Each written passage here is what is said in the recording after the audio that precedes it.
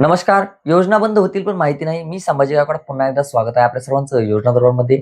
मित्रांनो, शेतकरी बांधवांसाठी एक अतिशय आनंदाची आणि मोठी गोड खुशखबर आहे. आता शेतकरी कर्जमाफी संदर्भात राज्य शासनाच्या माध्यमातून एक मोठा निर्णय देखील आज सध्या घेण्यात आलेला आहे. कर्जमाफीमध्ये लावणाऱ्या जाचक अटी आता वगळण्यात येणार आहेत. आज पावसाळी अधिवेशनादरम्यान अंतिम आठवडा प्रस्ताव उत्तर देताना स्वतः मुख्यमंत्री यांनी या अटी हटवण्याची घोषणा देखील आता सध्या करण्यात आली आहे. नेमका यामध्ये काय बदल झाला? यात सर्वात आधी जे शेतकरी 2019 मध्ये कर्जमाफीसाठी पात्र ठरले होते, त्यांना आता पुन्हा एकदा 2 लाख रुपयांच्या कर्जमाफीसाठी पात्र करण्यात आलेले आहे.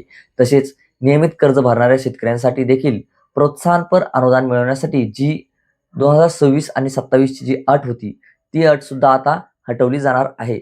मित्रांनो, शेतकऱ्यांचा वाढता दबाव, लोकप्रतिनिधींच्या मागण्या आणि विविध आंदोलनामुळे तसेच मुख्यमंत्र्यांनी दाखवलेल्या मोठ्या मनामुळे हा अतिशय दिलासादायक निर्णय घेण्यात आलेला असून याचा आता फायदा जो आहे तो किती शेतकऱ्यांना होणार याचं देखील पाहणं सर्वात महत्त्वाचं आहे.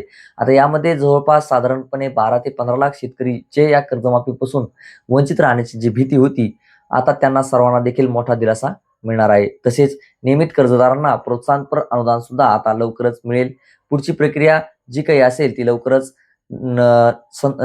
लवकरच संदर्भातील नवीन जी-आर निर्गमित केला जाईल.